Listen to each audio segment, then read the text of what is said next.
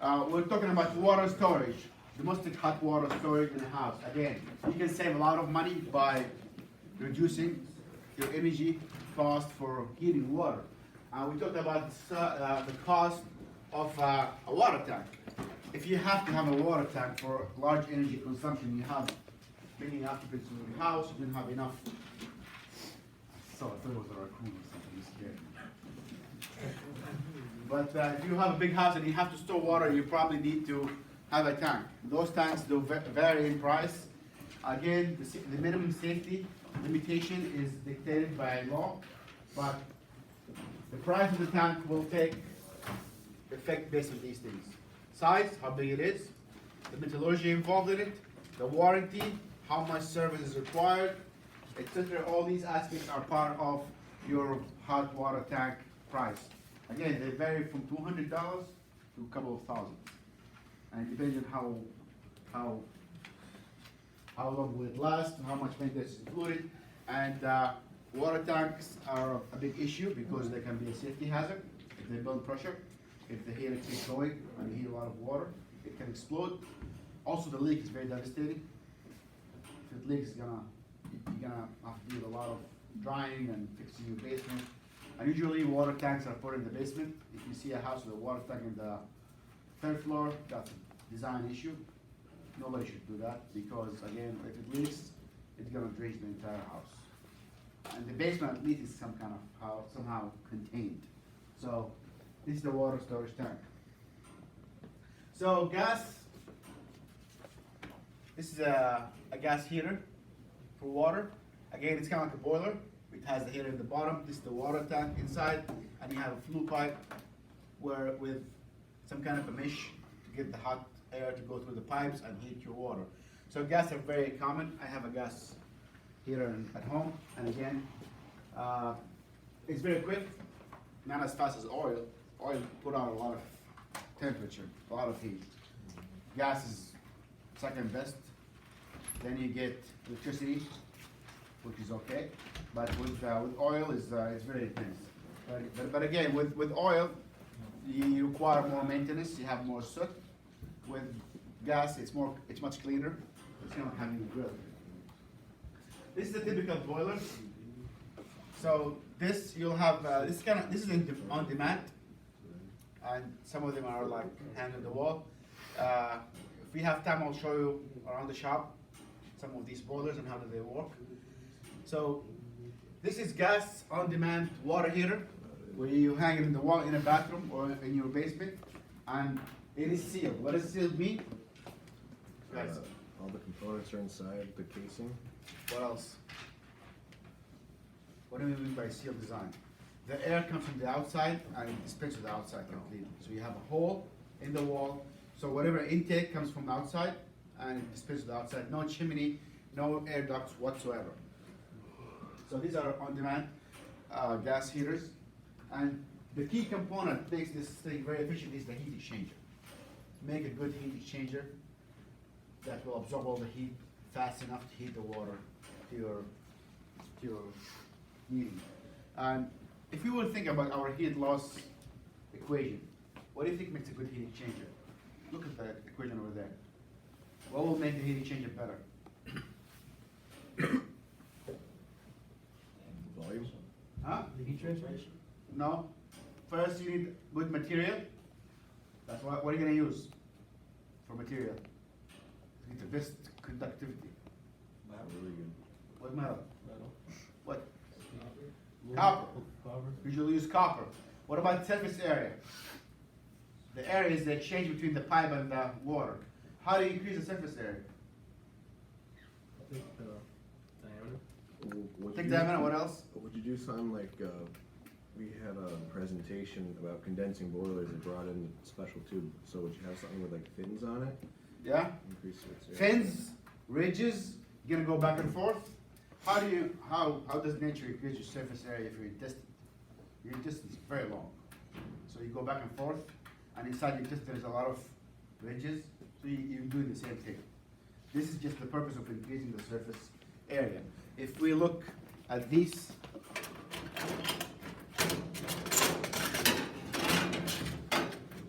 fins here. What do we have fins? Surface area. This is connect. If I leave the pipe alone, that's less surface area. I want more.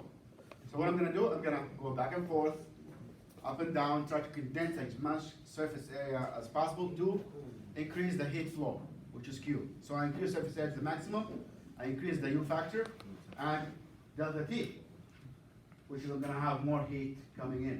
So if I have oil, I'm gonna have a lot of heat. If I have gas, I'll have less heat. Electrical heaters are the cheapest because you're gonna have a heating element inside the water. Again, that's one way to do it. The other way is a heat pump. How does a heat pump heat water?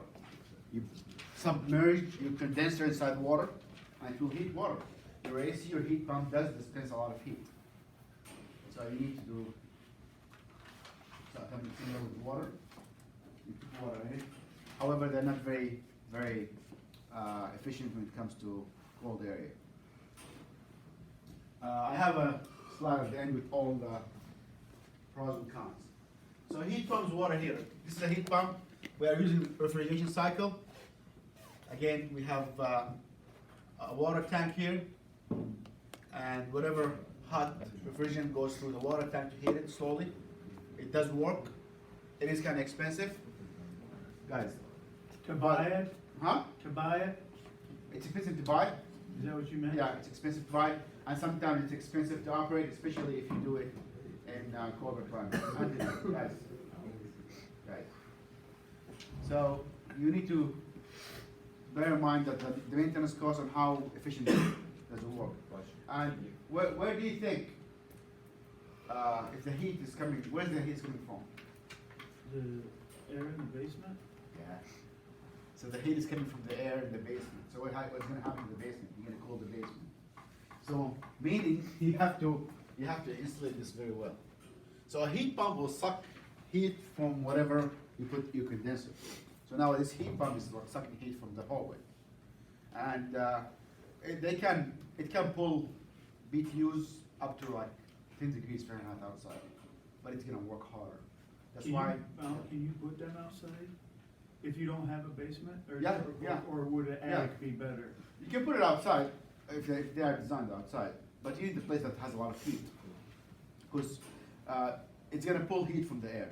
So it won't do it in the winter? No, it's not gonna be efficient at all, especially It here. has to have some warmth. Yeah. Natural heat Yeah. from the ground. It's gonna pull BTUs even. Geothermal or whatever. That's a different thing. Well, I mean, the geothermal, or whatever's on the other side of the concrete wall in the basement, it's making Yeah. the basement that warm, right? It's yeah. That's where it's getting its warmth? It's gonna pull some of that warmth. But again, the lower the temperature, the harder it will work, the more it will cost you to run.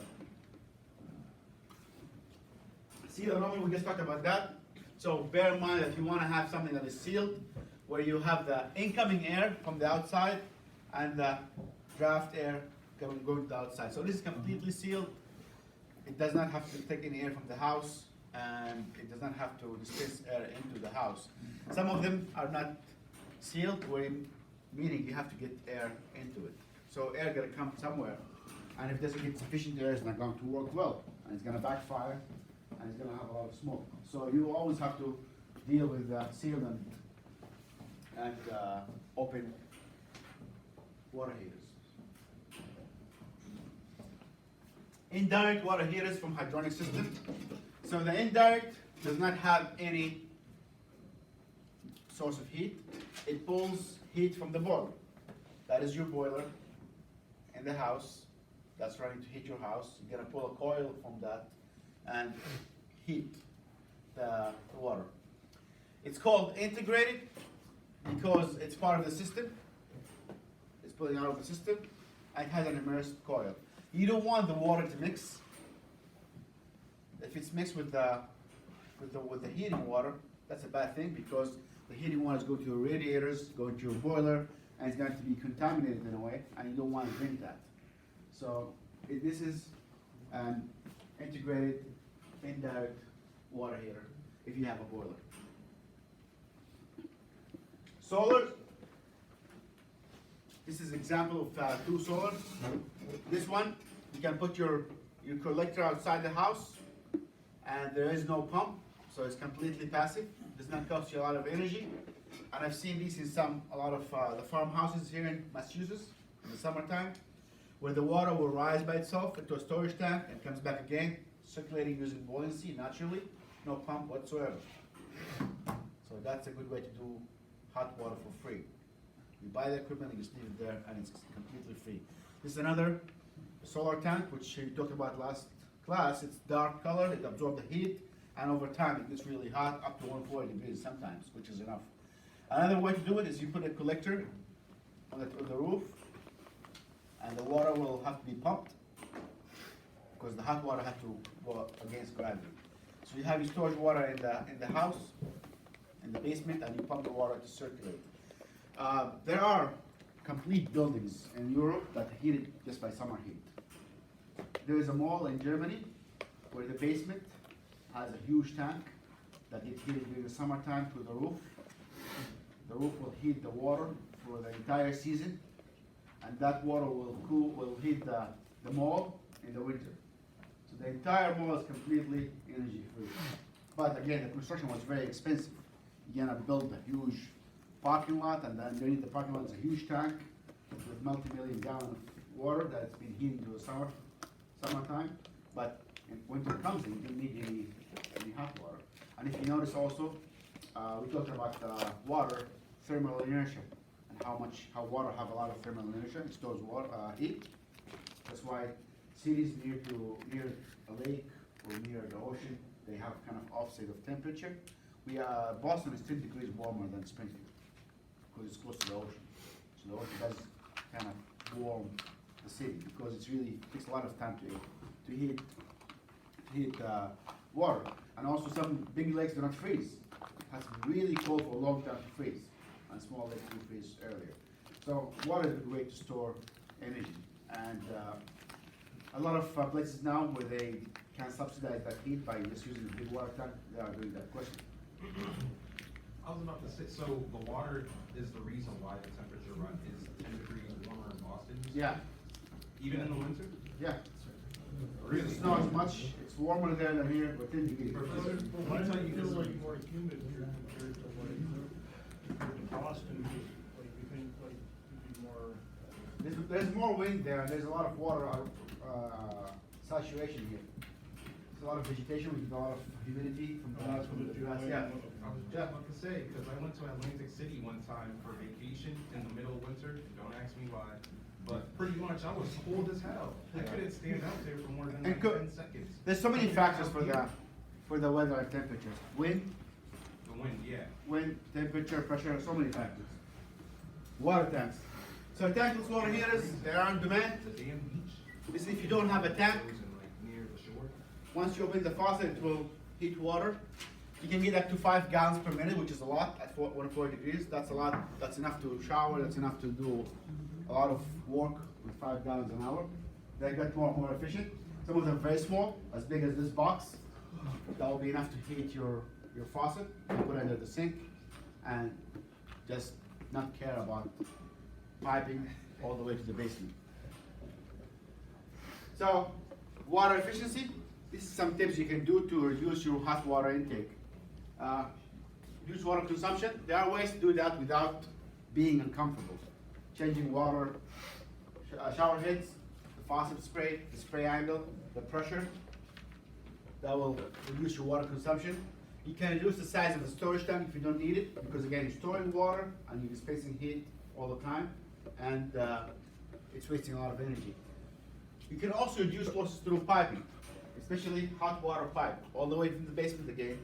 If this pipe is not insulated, you're going to lose a lot of heat. Most houses here in Western New England, because they're old, the pipes are not insulated. The hot water pipe is made out of copper, coming all the way from the basement to your second floor. It's starting out at 140, it comes to you at 110. So you have to crank up your water heater. So you're losing a lot of heat in the way. In the walls, in the 3 stories, that's at least like 8 feet a story, so 1 to 4 feet of heat loss. And again, surface area and copper, it's mostly copper, so you're losing a lot of heat.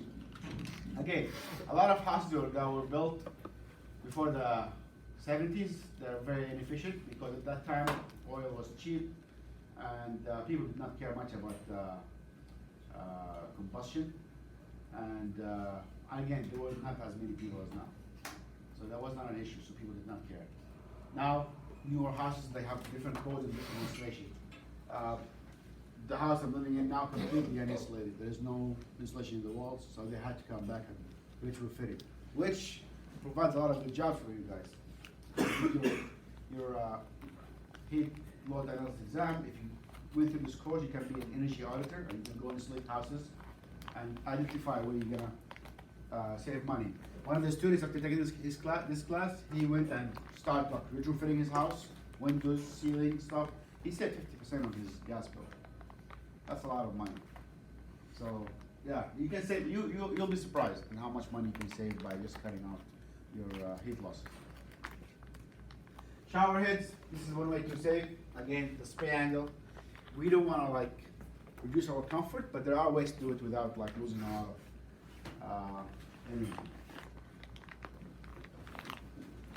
Heat traps, those are very important because usually when you want to take some water, you have to put in air, right?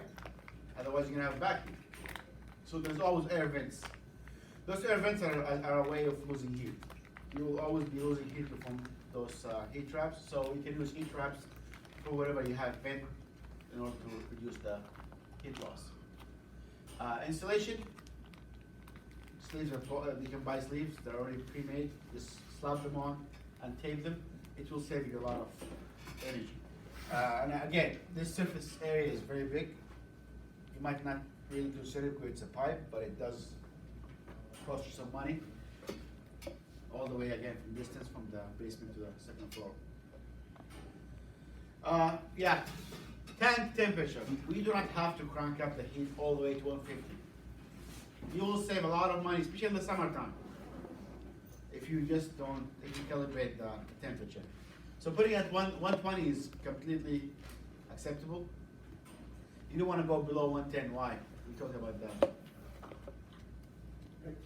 Bacteria. Below 110, it's not hard enough to kill bacteria, and it's warm enough for bacteria to grow, and it's a very sickening bacteria. So 120 is ideal. Probably if you go down to your basement, if your pipes aren't insulated, your boiler is at 160 or 170. So you will get 110 at your tank. Tank flush, again, this is the anode. It's a long piece of metal that over time it's called sacrificial metal because you promote this for the tank. Question?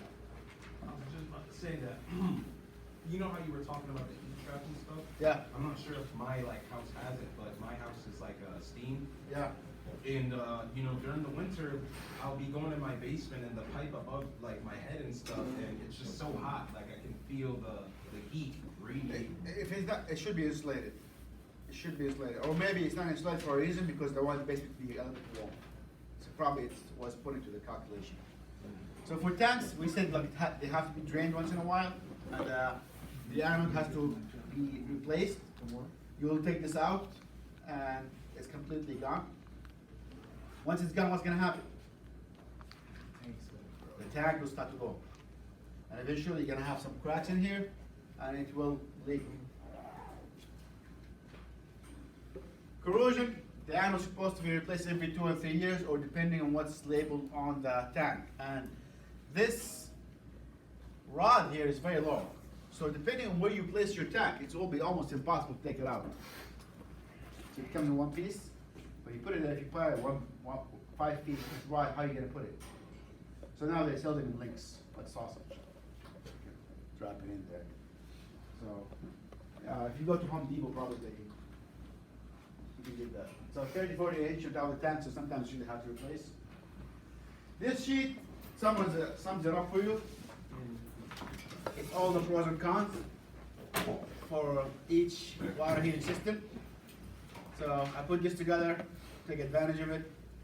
Why would you choose one type of the other? And again, there is no one size fits all. Okay, everything has its own appropriate tank. Okay, we're good.